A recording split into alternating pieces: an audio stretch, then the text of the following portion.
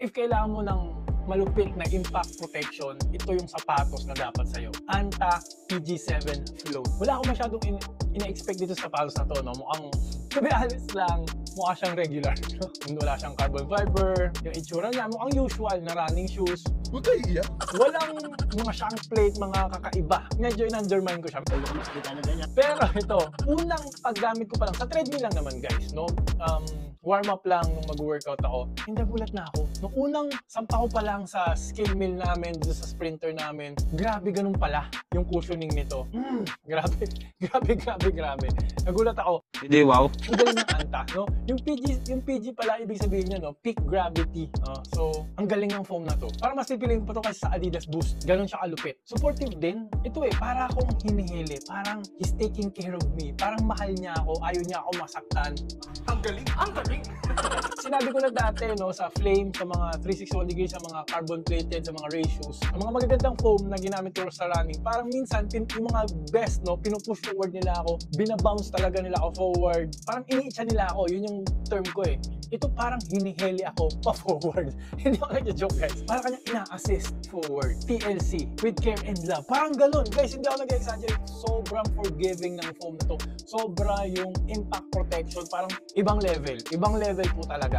Yun yung una kong naramdaman sa kanya, kaya parang hindi nga tayo nakaka-move on. Paulit-ulit ko sinasabi yung foam niya. Ang galing pala ng foam na to. Kaya pala may hype dito sa sapatos na to, no, dahil dun sa foam niya na PG7. Hindi lang naman yun yung magandang parte ng sapatos na to, no? Meron din siyang very supportive na heel counter, no? May leather dito, and umaangat yung foam, yung PG7. So, hindi masyadong nag-i-slide, gumagalaw-galaw yung heel mo habang tumatakbo. Ang ganda ng pakiramdam. Mesh po siya for comfort, may infusing for support din, and for durability. Well padded naman, magaan. Ang gaan pala ng foam na to. Kaya guys one of the most comfortable shoes na to ever na na-try ko. Hinihili ako. Parang habang tumatakbo, makakatulog ako eh. Ganun kalupit. Hindi, wow.